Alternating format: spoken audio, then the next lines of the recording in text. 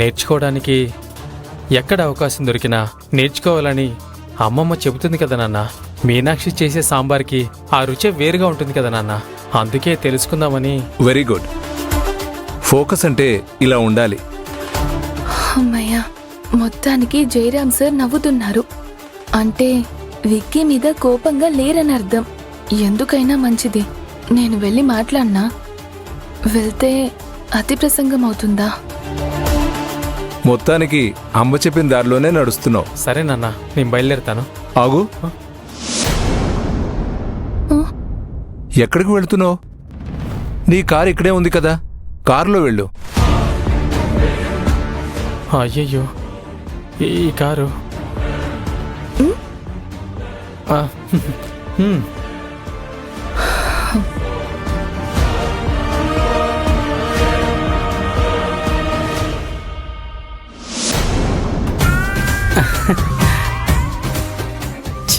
అందరూ ఇప్పుడే రావాలా? కుక్చెల్లి, కుక్చెల్లి, ఆ సేల్స్ కుర్రాడు ఇంకా వెళ్ళలేదా? ఇప్పుడు విక్కీ ఇక్కడే ఉన్నాడంటే నాగు అన్న జయరాం సార్ ముందే విక్కీని తిట్టినా ఆశ్చర్యం లేదు. వాడింకా వెళ్ళలేదంటే చెప్పు, నేనే చూసుకుంటా. అతను అప్పుడే వెళ్ళిపోయాడు. మరి నువ్వెక్కడేం చేస్తున్నావు? అది జయరాం సార్ వచ్చారు. ఆయన వచ్చేసారా? అయితే నువ్వు వెళ్ళి త్వరగా కాఫీ పెట్టు. ఇప్పుడేనా? ఇప్పుడే. ఆయన పేపర్ చదివే టైం అయింది కదా, రారా. నేనిప్పుడు ఇక్కడి నుండి వెళ్తేనే నాగు అన్న కూడా వెళ్తాడు. కుక్చెల్లి, విక్కీతో జయరాం సార్ అంతగా ఏం మాట్లాడుతున్నారు? కారు చూపించి మరి మాట్లాడుతున్నారు. ఇందాక విక్కీ కార్ దగ్గరే నిలబడ్డాడు కదా, కార్కి ఏమైనా స్క్రాచ్ చేశాడా ఏంటి?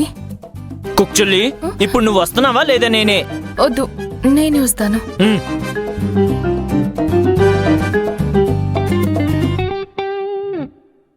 సరే నాన్న, అలాగే చేస్తాను. ఒక్క నిమిషం విరాజ్.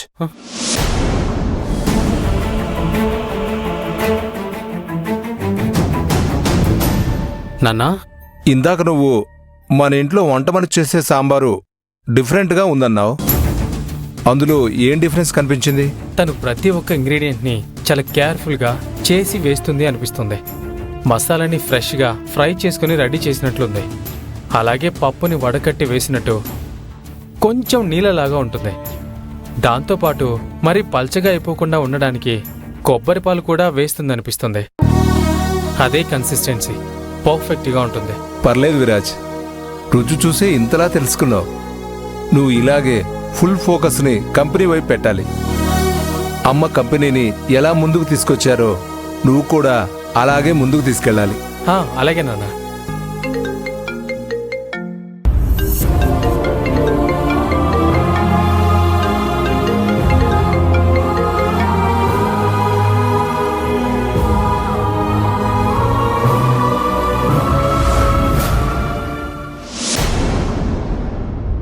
అరే, విక్కీ ఎందుకు ఫోన్ పిక్ చేయట్లేదు?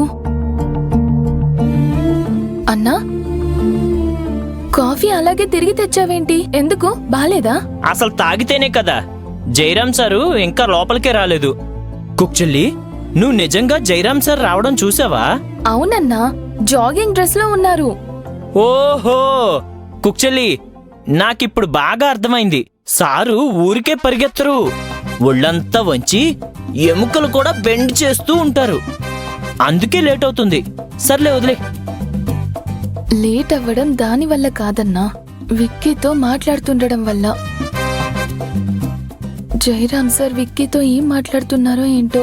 విరాజ్, ఆరు మసాలాకి ఒక స్టాండర్డ్ ఉంది. నువ్వు ఎంప్లాయీస్ని ఎంప్లాయీస్ లాగే ట్రీట్ చేయడానికి, నోటి మాటతో మనం ఒక ఫ్యామిలీ అనడానికి, వాళ్ళని సొంత ఫ్యామిలీ మెంబర్స్ లాగా ట్రీట్ చేయడానికి చాలా తేడా ఉంది. ఒక లెవెల్ మెయింటైన్ చేయాలి విరాజ్. మిస్ ముక్కరి ఎందుకు నాకు కాల్ చేస్తోంది? నాన్న కూడా నన్ను వదిలేలా కనిపించట్లేదు. ఎలా మాట్లాడాలి?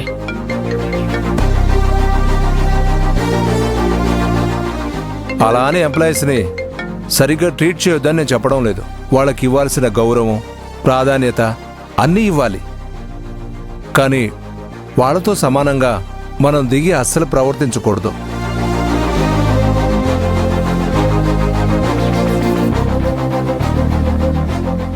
ఏ ప్రాబ్లం లేకుంటే విక్కీ కాల్ లిఫ్ట్ చేసేవారు.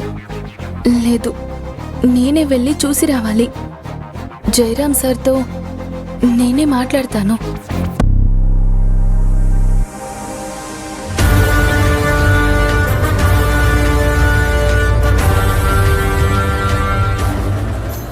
తను వెతుక్కుంటూ మళ్ళీ ఇక్కడికే వచ్చేసిందా? విరాజ్, నేను అప్పటి నుంచి మాట్లాడుతూనే ఉన్నాను, నువ్వు ఏంటో ఆలోచిస్తున్నావు? ఎక్కడ చూస్తున్నావు? నానా, అది చింత చెట్టే కదా?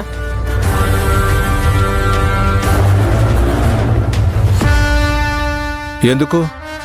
నీకు గుర్తులేదా? చిన్నప్పుడు మిథులా తమ్ముడు తేజతో కలిసి తనలాగే నువ్వు చేసిన అల్లరి 1-2 కాదు. దీని మీద ఎంత స్క్రాచ్ చేశారో తెలుసా? రాయి తీసుకోవడం, పేరు చెక్కడం, అన్ని చోట్ల చెక్కిన గుర్తులు ఇంకా ఉన్నాయి. దగ్గరికెళ్ళి చూడు, నీకే తెలుస్తుంది.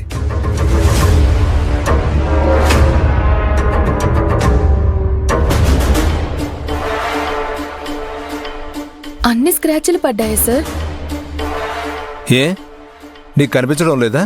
క్షమించండి సార్, తనేమీ కావాలని చేసి ఉండరు.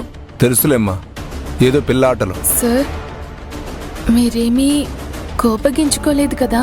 కోపం వచ్చింది, కానీ ఏం చేస్తాం, పిల్లలాట కదా. ఈ ఒక్కసారికి క్షమించేయండి సార్. తనకి నేను బుద్ధి చెప్తాను. కార్ ఎంత ఖరీదైనదో తనకు కూడా తెలియదనుకుంటా. ఫస్ట్ టైం ఇంటికొచ్చారు కదా, కారు చూసి బాగుందనుకుంటూ చూస్తున్నట్టున్నారు. కారా? నువ్వు ఎవరి గురించి మాట్లాడుతున్నావు? తన గురించే.